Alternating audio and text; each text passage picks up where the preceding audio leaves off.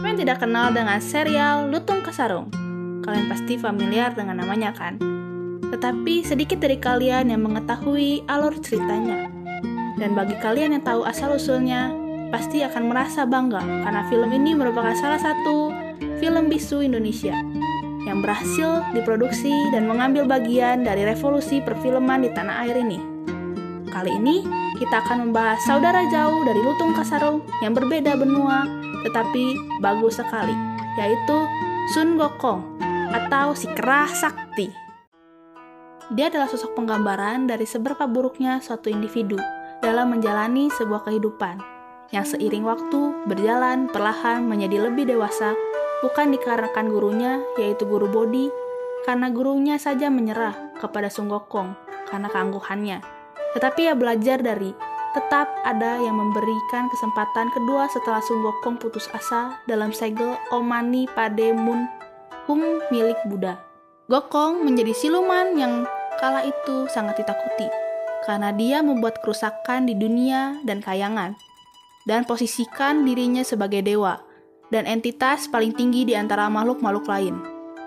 Orang-orang yang menyombongkan dirinya karena suatu keistimewaan kepada orang lain, bisakah ia berharap diistimewakan dirinya itu? Begitu pula dengan Gokong, ia berharap suatu posisi tinggi di mata para makhluk, sedangkan ia meraih pengakuan sosial itu dengan jalur pedang.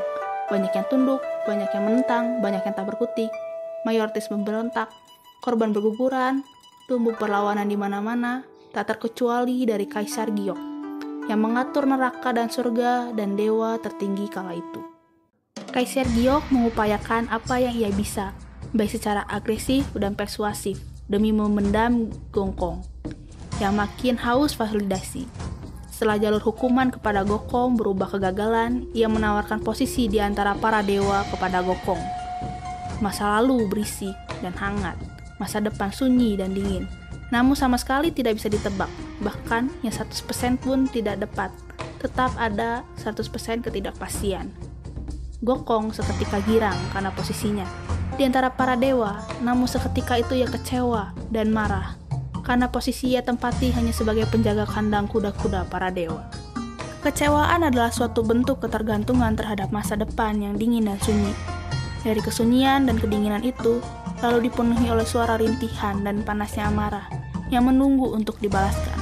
Gokong secara emosional bersekutu dengan para siluman yang berkuasa dan secara sepihak mengakusisi dirinya sebagai biku agung. Dengan begini, Gokong menjadi sangat kuat dan sangat sulit dikalahkan, bahkan oleh para dewa sekalipun.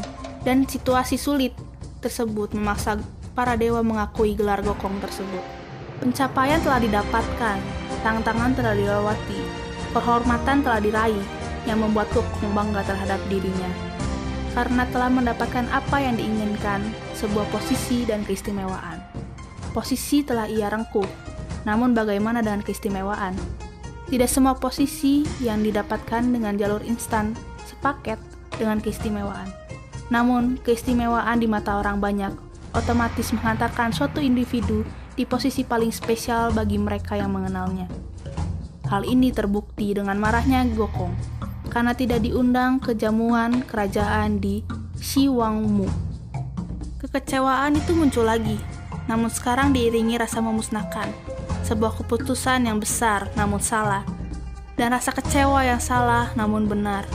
Ratusan ribu tentara surga telah tewas akibat kecelakaan dan pemberontakan Gokong tidak diundang ke perjamuan para dewa. Kata terkalahkan tidak bisa, harafiahnya juga memegang hukum roda. Semuanya berputar, ada di depan dan di belakang. Yang asalnya tak terkalahkan bisa menjadi dikalahkan. Gokong tertangkap oleh hasil kerja keras para dewa, dan ia memberontak kembali. Namun hal itu bukan hal yang sulit bagi Buddha, yang sudah geram untuk menangkap, dan menyegelnya dalam kehampaan selama 5 abad. Terkadang, kegagalan bagi mereka yang haus akan validasi, dan pengakuan sosial adalah berarti kembali kepada kondisi sendirian, dan baik dirinya dan orang lain tidak bisa lagi mengenal dan memposisikan satu sama lain antar keduanya, dan ditambah dengan komentar miring, sempurnalah hidupmu.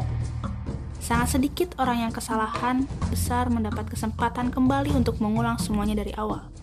Namun Gokong mendapat kembali setelah sekian lama terkurung dalam kehampaan yang menyiksa lewat Biksu Tong. Ia yang melepaskan Gokong dari saat itu. Gokong setia menjaga, menemani, menghibur Tong dalam perjalanan mencari kitab suci ke barat bersama yang lainnya. Andai kata neraka memiliki pintu keluar darurat apabila ada gempa, pastilah pengunjung yang berhasil keluar menjadi sangat alim, seperti Mualim, menyebarkan kebaikan hingga kejahatan tidak tampak di dunia. Semua umat berbahagia tanpa sia-sia. Namun pintu emergensi tersebut tidak dapat dalam cetak biru propertinya. Maka buatlah yang terbaik selagi masih bisa.